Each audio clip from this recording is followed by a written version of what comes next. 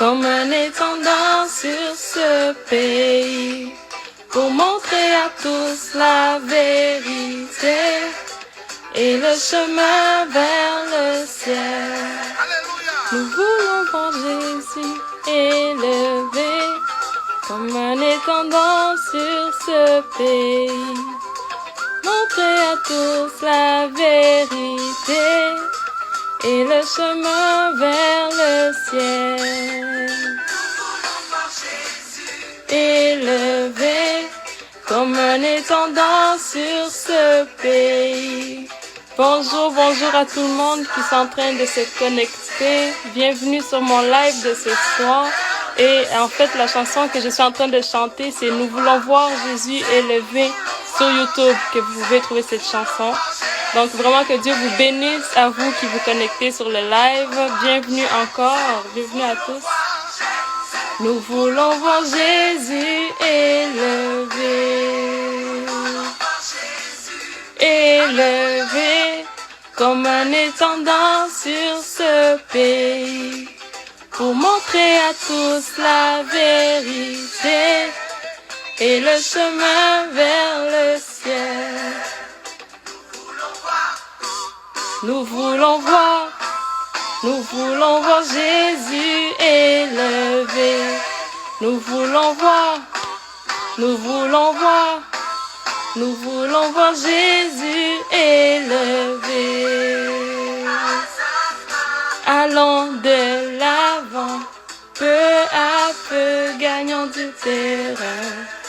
La prière est notre puissance, les murailles secouent la terre, la terre, la terre, la terre, la terre, la terre.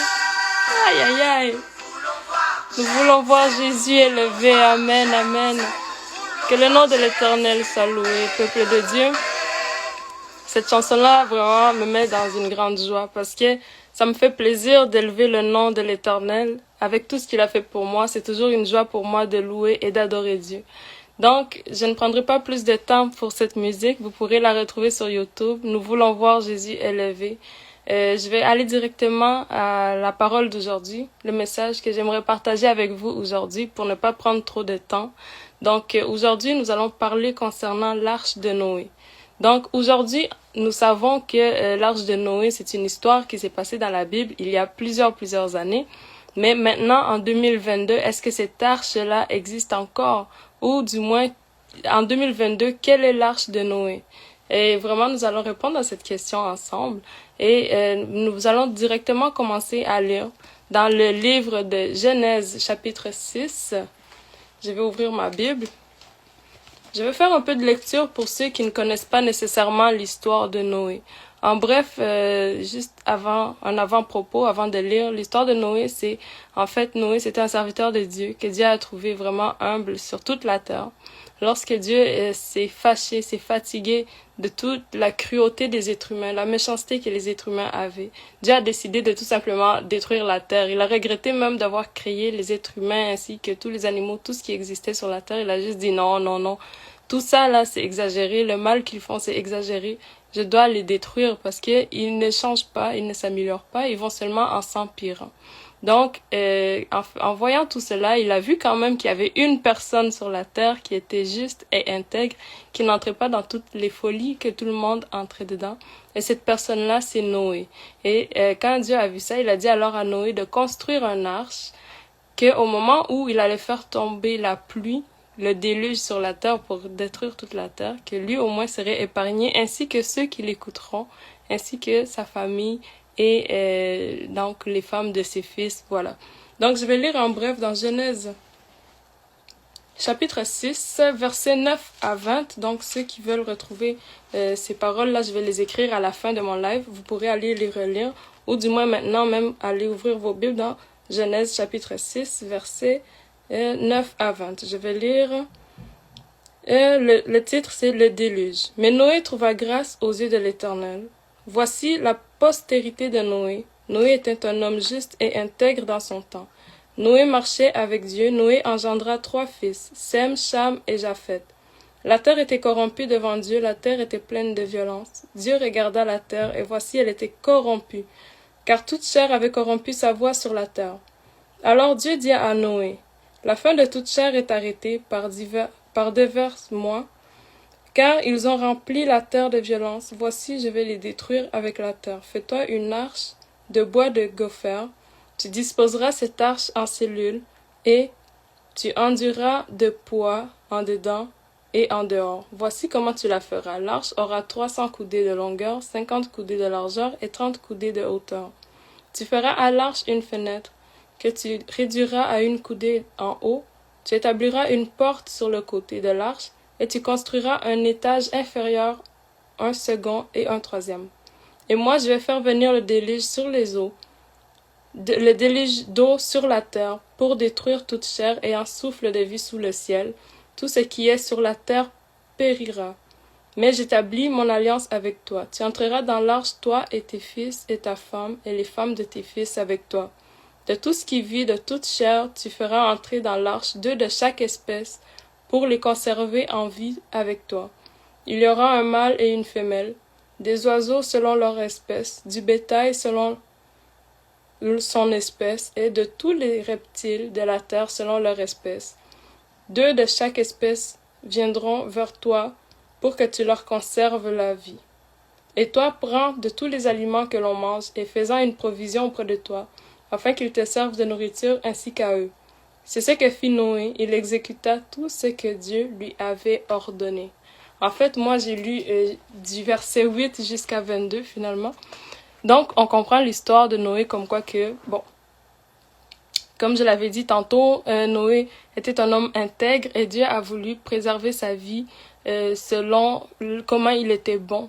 Et ainsi, il a préservé sa vie, celle de sa femme, ses 3 fils, ainsi que les femmes de ses fils. Et il lui a demandé de prendre un couple de chaque espèce d'animaux qui était là sur la terre, afin de préserver la vie ou de préserver l'existence de ces animaux-là. Et il les a fait rentrer dans l'arche comme Dieu lui avait demandé. Donc, toutes les mesures que Dieu lui avait dit, il était très spécifique. Et Noé a tout simplement obéi. Évidemment, construire l'arche ne lui a pas pris 10 secondes, 10 jours ou quelques mois. Non, ça a été un long processus qui a pris des années. Et puis, pendant que Noé était en train de construire, ce qui est étrange, c'est que Noé parlait de cette vision qu'il avait auprès des gens. C'est pas que Noé faisait ça en secret ou que Noé ne disait pas aux gens que bientôt Dieu compte détruire la terre. Non, Noé construisait l'arche en leur disant « Bien-aimés, s'il vous plaît, Dieu veut détruire tout ça que vous voyez là. Venez dans l'arche. Cherchez un moyen, vous aussi, de demander pardon à Dieu ou de changer votre mode de vie pour pouvoir entrer dans l'arche également, afin que votre vie soit sauvée, la vie de vos enfants, ainsi que de tout le monde. Soyez sauvés et venez dans l'arche, croyez en Dieu, répentez-vous. Mais qui ont écouté Noé? Personne. Tout le monde prenait Noé comme un fou, parce qu'il se disait, bon, peut-être il est rendu fou, peut-être il est rendu dingue. Donc Noé, avec ses économies, avec ses forces à lui, peut-être ses fils l'ont aidé, Noé a dû travailler fort pour accomplir ce que Dieu lui a demandé. Mais comme c'était la volonté de Dieu, Noé est arrivé jusqu'au bout. Parce que Dieu ne peut pas te donner une mission qui dépasse tes capacités. Dieu est un Dieu vivant, il est un grand Dieu. Et non seulement ça, si ça dépasse tes capacités, Dieu est capable de te donner la force d'accomplir ce qu'il veut. Dieu te donne la force, la capacité, les moyens, tout ce dont tu as besoin pour accomplir ce qui doit arriver à sa destinée. Et sa destinée est toujours bonne pour nous, bien-aimés. Ce qui est arrivé, c'est que le monde était tellement rendu mauvais que même les anges que Dieu avait créés descendaient sur la terre pour coucher avec les êtres humains, même les anges que Dieu avait créés. Donc tout était corrompu. Sur la terre, c'était tellement corrompu, les parents couchaient avec les enfants, donc c'était n'importe quoi. Dieu a vu ça, il a dit non, ça se peut pas. Quelle horreur, quel traumatisme. Dieu a dit non, vraiment je regrette. Dieu s'est repenti d'avoir créé la terre, tellement les hommes, les êtres humains étaient rendus méchants. Et là maintenant, moi, en lisant ce passage-là, je me suis souvenu aussi d'un autre passage, mais en fait, qui répond exactement à la question qui est l'arche aujourd'hui? Oui, nous savons que lorsque Dieu a sauvé Noé, ainsi que ses fils, nous descendons de Noé. Parce que après Noé, là, c'était les seuls êtres humains qu'il y avait. Donc, les enfants qui ont eu après, c'est nous, ça. Donc, quand que Dieu a détruit la terre, il a tout détruit, tout détruit. Donc, nous descendons de Noé, ainsi que ses fils, etc. Mais comprenons bien que les êtres humains ne se sont pas nécessairement vraiment améliorés. Hein. Si nous regardons les nouvelles ici sur la Terre, si nous regardons même notre mode de vie, ou si nous regardons les gens autour de nous, comment nous vivons en société, comment les présidents dirigent les pays, comment est-ce que les rois dirigent les pays, leur peuple, comment est-ce que nos études vont, comment est-ce que la société en général, quoi. Si nous regardons les injustices selon les races des gens, les injustices selon les moyens financiers des gens, nous voyons déjà que la terre est corrompue, que le monde est vraiment plein de méchanceté. Alors, pensons-nous vraiment que Dieu va laisser ces choses-là comme ça passer encore? Oui, c'est vrai qu'après l'arche de Noé, Dieu avait fait l'alliance, donc le signe de l'arc-en-ciel. Je vous encourage à lire la Bible pour connaître toutes ces histoires-là que je raconte, mais une fois que le déluge a eu lieu, Dieu s'est repenti encore d'avoir détruit toute la terre. Il a dit non, plus jamais je vais détruire les êtres humains comme ça. Mais comprenons qu'il y a quand même la fin du monde qui existe et qui aura lieu. Cette fin du monde-là sera là une fois pour toutes, pour de bon. Ça sera pas une histoire de détruire la terre comme ci, comme ça, non. Ça va être vraiment une finalité, là où chaque personne aura son compte à rendre, là où chaque personne aura sa destinée où aller. Plusieurs personnes disent ça, plusieurs personnes pensent que c'est encore la folie, tout comme lorsque Noé disait que bientôt, ça sera fini, bientôt ça sera la fin du monde, bientôt l'eau va détruire, va noyer tout le monde. Les gens le prenaient pour un fou alors que ce qu'il disait était vrai. Combien de fois avons-nous entendu que c'est la fin du monde, que Dieu va venir chercher son peuple, que l'époux va venir chercher son peuple plusieurs fois. Et il y en a qui, jusqu'à aujourd'hui, ils pensent que c'est des folies, que c'est des mensonges, que c'est des histoires très drôles. Pourtant, ça ne l'est pas. C'est vraiment quelque chose qui va arriver d'ici bientôt. Je vais continuer ma lecture pour trouver maintenant où pouvons-nous aller nous réfugier. Puisque nous voyons que le monde est de pire en pire, où pouvons-nous aller pour nous cacher, pour nous sauver de la fin du monde qui arrive. Quand je parle de la fin du monde, là, je vous parle de la géhenne, je vous parle de l'enfer et du paradis. Donc, selon ta façon d'agir, où tu vas aller.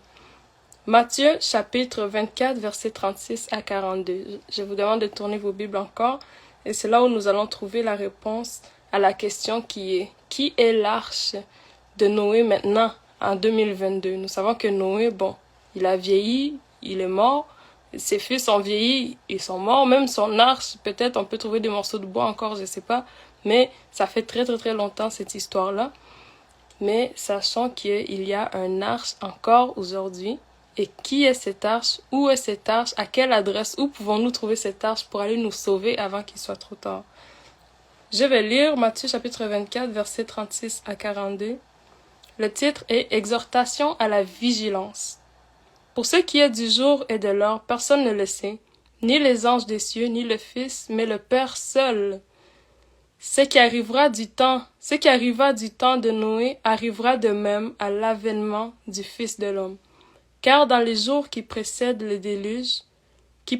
le déluge, les hommes mangeaient et buvaient, se mariaient et mariaient leurs enfants jusqu'au jour où Noé entra dans l'arche. Et ils ne se doutèrent de rien jusqu'à ce que le déluge vînt et les emporta tous. Il en sera de même à l'avènement du Fils de l'homme. Alors de deux hommes qui seront dans un champ, l'un sera pris et l'autre laissé. De deux femmes qui moudront à la meule, l'une sera prise et l'autre laissée. Veillez donc, puisque vous ne savez pas quel jour votre Seigneur viendra. Donc, nous comprenons que le même épisode qui s'est passé il y a plusieurs milliers d'années va se passer encore. Mais cette fois-ci, ça sera pire parce que ça va être vraiment la finale, la fin du monde, comme je disais. Et l'arche bien-aimée que vous pouvez aller vous réfugier, c'est bien Jésus-Christ de Nazareth. Eh oui, se réfugier en Jésus-Christ de Nazareth. Vous allez vous demander, mais il habite où? C'est quoi son adresse? Est-ce que tu l'as déjà vu? Je vous dis que Jésus-Christ de Nazareth est l'arche. Les gens vont penser que c'est de la folie, que c'est de la dinguerie, jusqu'au jour où il va revenir. Et là, les gens diront, donc c'était comme ça. Oui, mon frère, ma sœur, c'était comme ça. Jésus-Christ est vraiment le sauveur de l'humanité. Jésus-Christ, tu peux te réfugier en lui une fois que tu acceptes de croire en lui et que tu l'acceptes comme ton sauveur et que tu acceptes de suivre ce qu'il te demande de faire. Quand je dis que tu acceptes de suivre ce qu'il te demande de faire, il y a des gens qui ont peur, ils pensent que leur vie va basculer du jour au lendemain. Non, Dieu est grand, Dieu est compréhensif. Il va te changer tranquillement selon ta capacité. Comme je disais, Dieu ne peut pas donner une mission à quelqu'un qui dépasse ses limites, qui dépasse ses capacités. Et si cette mission-là dépasse ses capacités, prie Dieu, dis Seigneur, moi je vois vraiment que tout ça là, c'est compliqué pour moi. Aide-moi. Et je te dis, Dieu va te donner la force et la capacité, non seulement de croire en lui, de croire en son Fils Jésus-Christ, mais aussi d'être transformé, d'être changé comme lui le veut.